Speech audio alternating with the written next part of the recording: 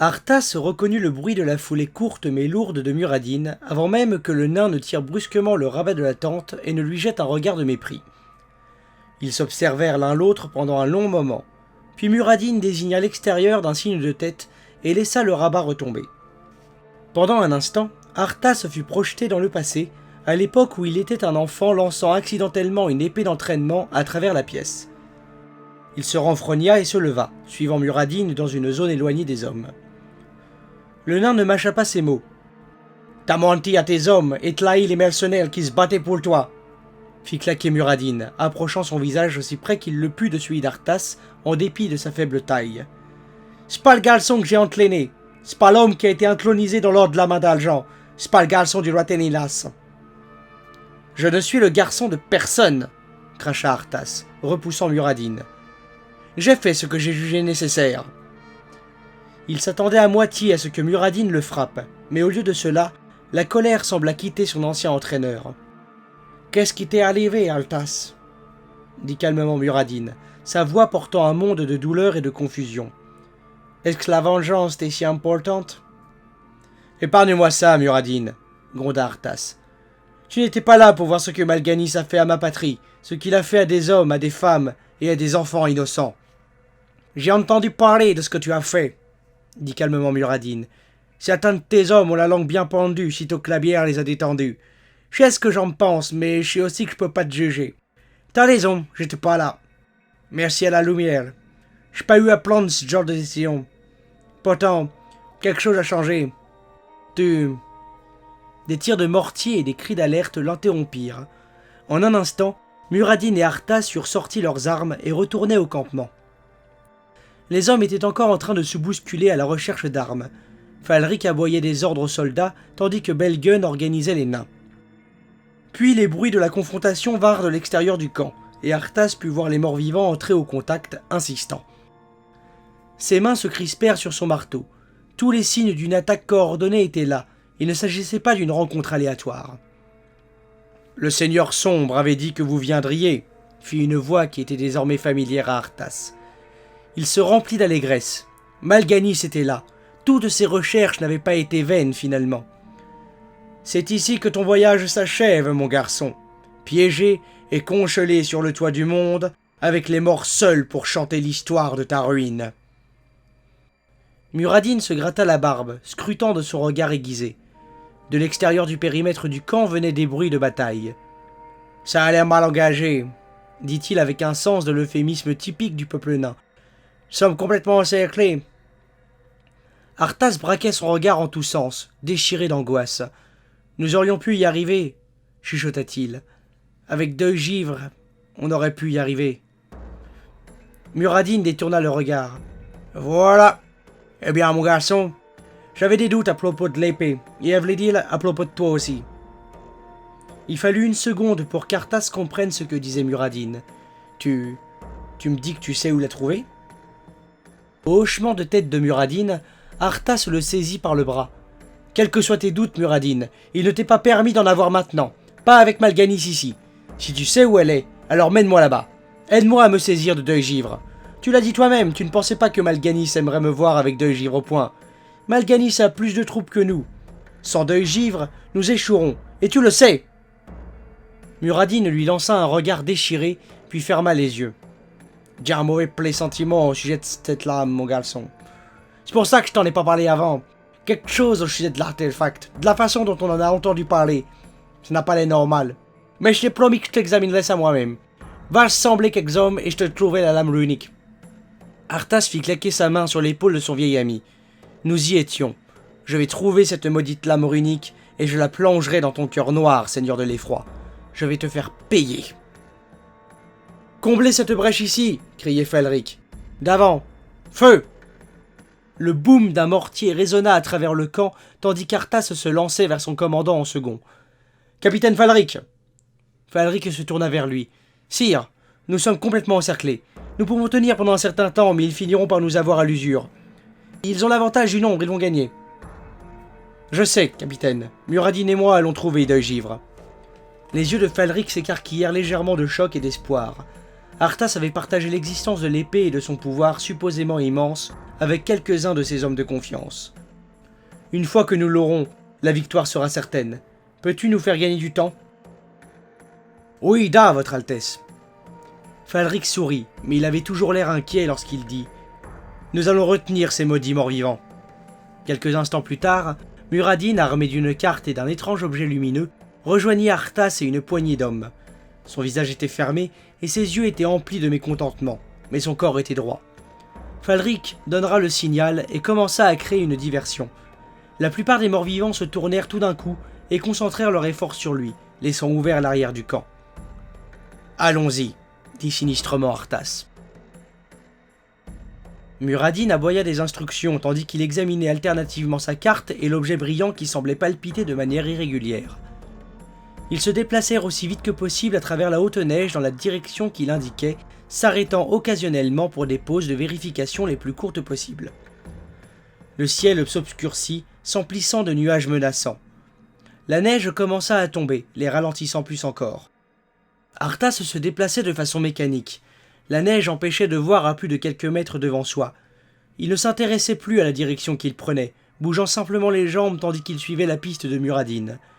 Il se sentait comme hors du temps, incapable de dire s'il avait marché quelques minutes ou quelques jours. Son esprit était dévoré par deuil givre, leur salut. Arthas savait qu'elle le serait. Mais pourrait-il l'atteindre avant que les hommes du camp ne succombent face aux morts-vivants et à leur maître démoniaque ?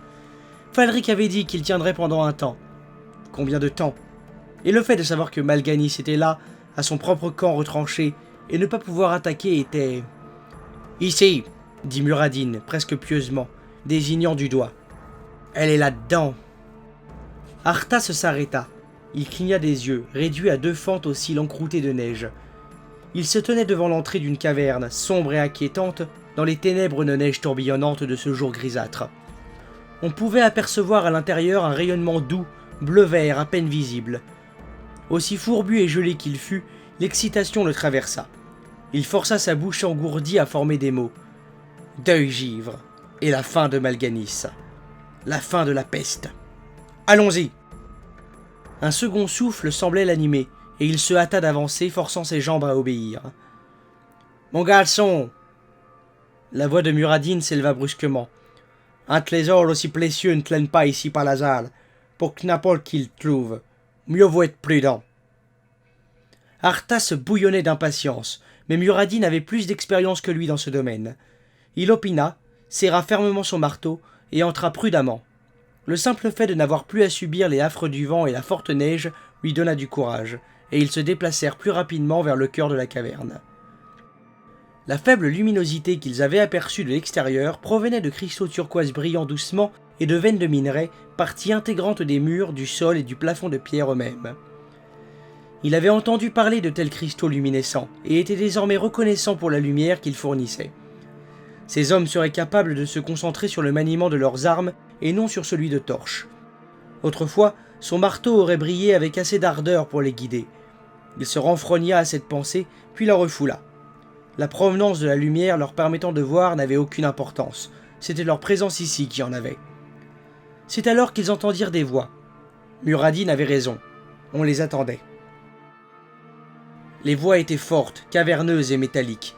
Les mots prononcés étaient sinistres tandis qu'ils atteignaient les oreilles d'Arthas. « Faites demi-tour, mortels. Vous ne trouverez que mort et ténèbres dans cette crypte abandonnée. Vous ne passerez pas. » Muradin s'arrêta. « Mon garçon, » dit-il d'une voix douce et que la caverne amplifia en un écho infini. « Peut-être devrions-nous l'écouter. »« Écoutez quoi ?» cria Arthas. « Une dernière et pathétique tentative de m'écarter du chemin de la protection de mon peuple ? Il va me falloir un peu plus que quelques mauvais présages. » Serrant son marteau, il accéléra le pas, tourna à un angle et s'arrêta dans son élan, essayant d'assimiler ce qu'il contemplait. Ils avaient trouvé les propriétaires des voies glacées. Pendant un instant, Arthas se rappela le docile élémentaire d'eau de Jaina qui l'avait aidé à combattre les ogres. Il y a longtemps, avant que tout ne prenne cet horrible et sinistre tournant.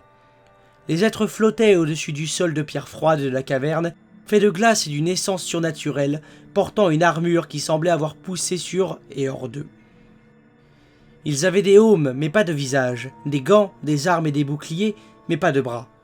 Aussi effrayants qu'ils fussent, Arthas ne leur accorda qu'un coup d'œil rapide et furtif, tandis que son regard était attiré par la raison de leur venue. Deuil-Givre. Prise dans un bloc de glace en lévitation et aux arêtes tranchantes, des runes couraient le long de sa lame brillant d'un bleu froid. Sous ce bloc de glace, on pouvait apercevoir un piédestal reposant sur un grand tertre en pente douce, recouvert d'une fine poussière neigeuse. Une douce lumière venant d'un endroit en surplomb, là où la caverne était ouverte à la lumière du jour, brillait sur la lame runique. La prison glacée cachait certains des détails de la lame et en faisait ressortir d'autres. L'épée révélée et cachée tout à la fois est d'autant plus attirante comme une amante entrevue derrière un voile. Arthas connaissait la lame. Il s'agissait de la même épée que celle qu'il avait vue dans son rêve lors de son arrivée en Orphandre. La lame qui n'avait pas tué Invincible, mais qui l'avait fait revenir sain et sauf. Il avait alors cru qu'il s'agissait d'un bon présage. Mais maintenant, il savait que c'était un véritable signe. C'était ce qu'il était venu chercher. Cette épée allait tout changer. Arthas l'observait, extasié, submergé par une envie tellement dévorante de se saisir de la lame, de sentir ses doigts se refermer autour de sa garde, de sentir le coup fatal qui achèverait Mal'Ganis, mettant fin par là même au tourment infligé au peuple de Lordaeron et à son désir de vengeance. Cette envie était telle qu'elle en devenait douloureuse. N'y tenant plus, il s'avança. L'étrange esprit élémentaire tira son épée de glace. « Détourne-toi avant qu'il ne soit trop tard !» tonna-t-il. « Tu essayes de protéger l'épée, n'est-ce pas ?» grogna Arthas, en colère et gêné par sa réaction. « Non !» La voix de l'être fit gronder le mot comme un coup de tonnerre.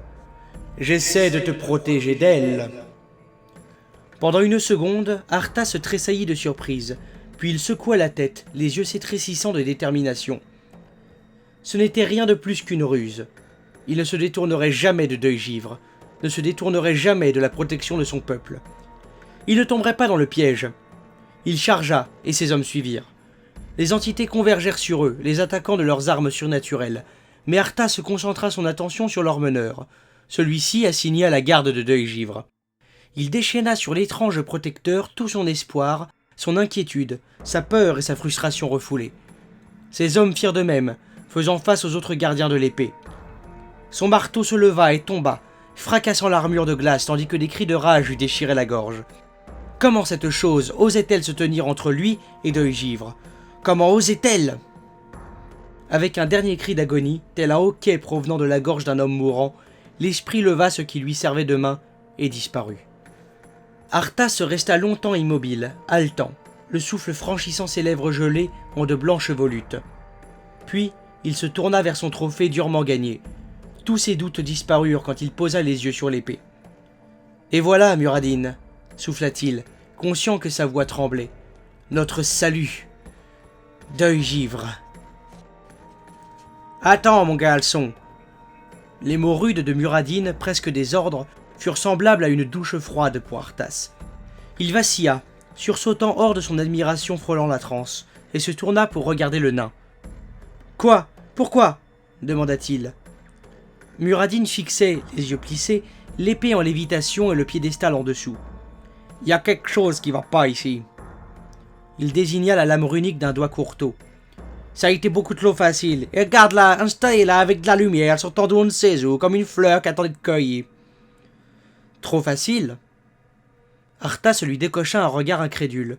« Cela t'a pris suffisamment de temps pour la trouver, et nous avons dû combattre ces choses pour la voir. »« Bah !»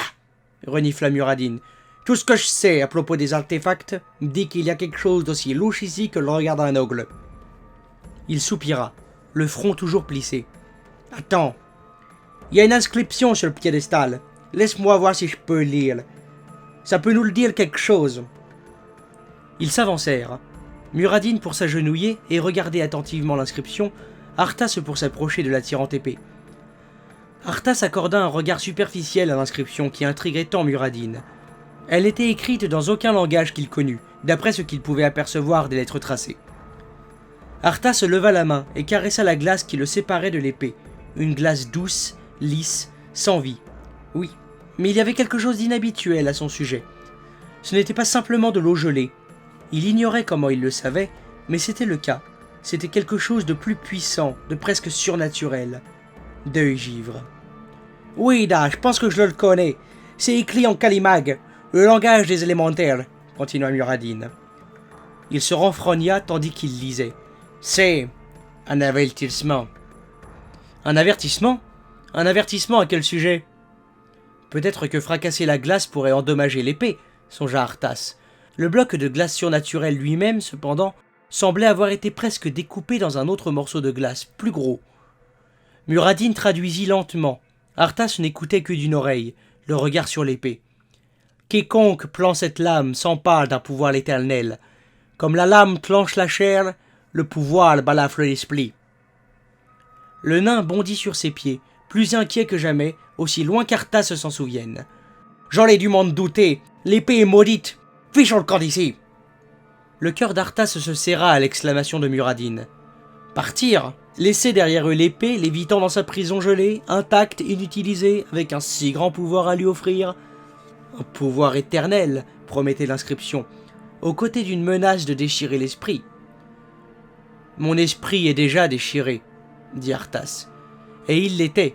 Il avait été déchiré par la mort inutile de sa monture adorée, par l'horreur du spectacle des morts se relevant, par la trahison de celle qu'il aimait.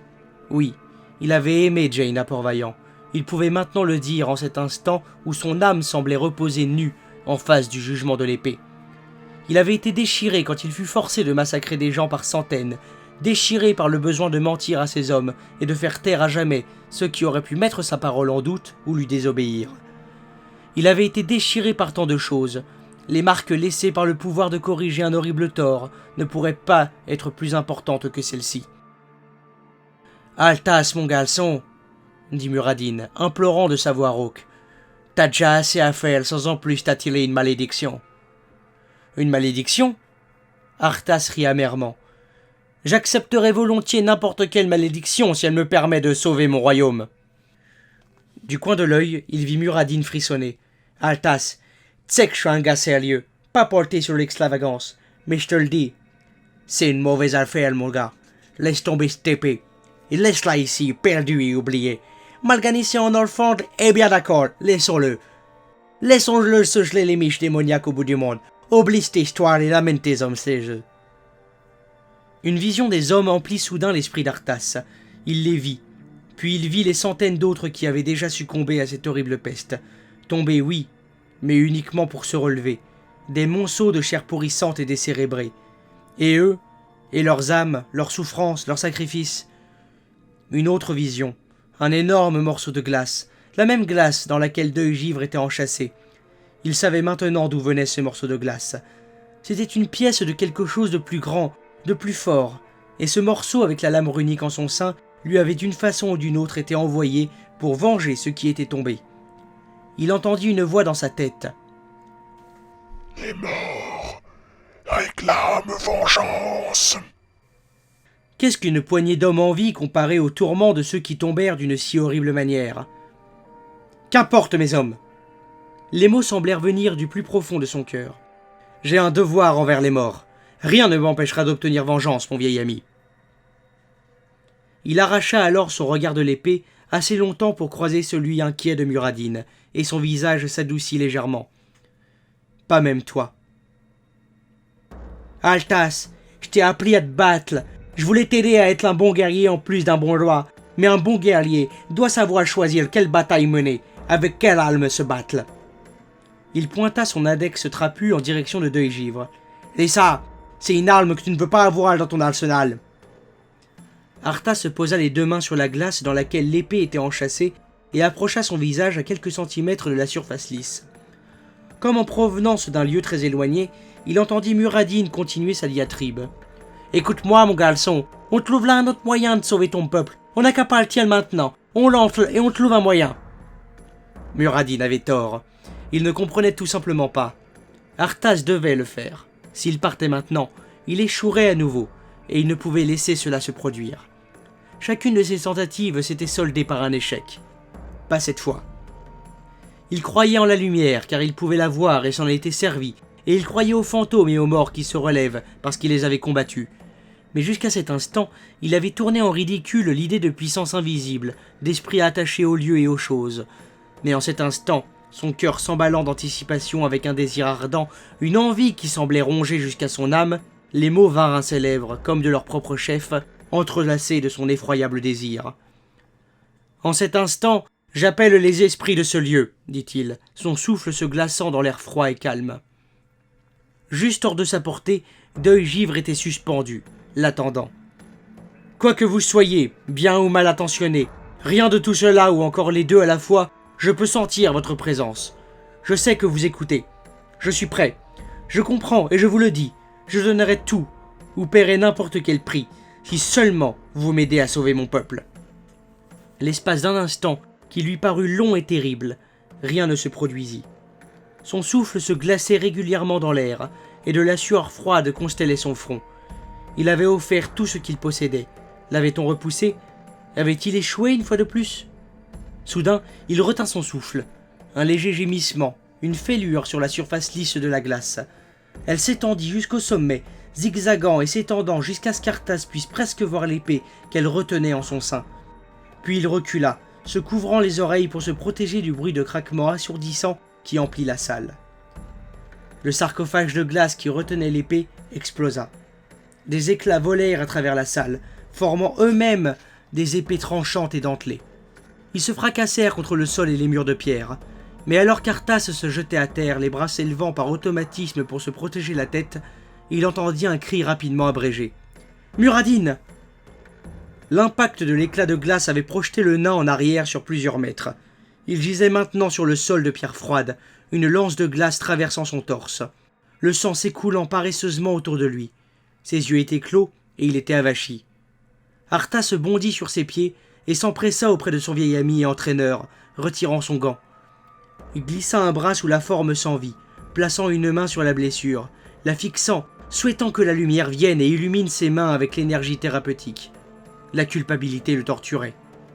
C'était donc l'effroyable prix. Pas sa propre vie, mais celle d'un ami. Quelqu'un pour qui il avait compté, qui lui avait enseigné, qui l'avait soutenu.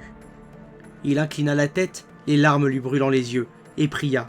« C'est ma folie, ma dette, s'il vous plaît. » Et alors, telle la caresse familière d'un ami, il la sentit. La lumière courut dans ses veines, réconfortante et chaude, et il ravala un sanglot, tandis qu'il voyait la lueur familière envelopper sa main à nouveau. Il était tombé si bas. Mais il n'était pas trop tard. La lumière ne l'avait pas abandonné. Tout ce qu'il avait à faire, c'était de s'y abreuver, de lui ouvrir son cœur. Muradin ne mourrait pas. Il pourrait le soigner. Et ensemble, ils... Quelque chose s'agita dans son dos. Non, non pas dans son dos, dans un recoin de son esprit. Il jeta un rapide coup d'œil derrière lui, et la contempla avec émerveillement. Elle s'était envolée hors de sa chasse pour s'enfoncer dans le sol en face de lui, ses runes bleues et blanches l'enveloppant d'une lumière froide et éclatante. La lumière pâlit autour de ses mains tandis qu'il se mettait sur pied, comme hypnotisé. Deuil-Givre l'attendait, une amante se languissant du contact de celui qu'elle désirait pour s'éveiller en pleine gloire. Le chuchotement dans son esprit s'accentua. C'était la voix. Il était stupide de croire en la lumière. Elle lui avait fait défaut, à répétition. Elle n'avait pas été là pour sauver Invincible, n'avait pas été suffisamment puissante pour arrêter la progression inexorable de la peste qui était sur le point d'anéantir la population de son royaume. Le pouvoir, la puissance de Deuil-Givre, c'était cela, la seule chose qui pouvait tenir tête à la domination d'un seigneur de l'effroi. Muradin n'était qu'un dommage collatéral au cours de cette terrible guerre. Mais il avait fait bon espoir que son sacrifice serait le dernier. Arthas se mit sur pied et avança d'un pas chancelant vers l'arme rayonnante, sa main, toujours souillée du sang de son ami, tendue et tremblante. Elle se referma sur la garde et ses doigts empoignèrent celle-ci, s'y accordant parfaitement, comme si l'arme et sa main étaient faites l'une pour l'autre. Le froid le saisit, faisant trembler son bras, se répandant à travers son corps et dans son cœur. Ce fut douloureux pendant un court moment, et il eut un instant de doute, puis tout s'arrangea. Tout redevint normal. Deuil-Givre était sienne, et il était sien. Et sa voix se fit chuchotante, murmurante et caressante à l'intérieur de son esprit, comme si elle avait toujours été là. Avec un cri de joie, il leva l'arme, la regardant longuement, empli d'émerveillement et d'intense fierté. Il allait rétablir les choses, lui, Arthas Ménéthil, et la glorieuse Deuil-Givre qui était désormais une part de lui, tout autant que son esprit, son cœur ou sa respiration, et il écouta attentivement les secrets qu'elle lui révélait.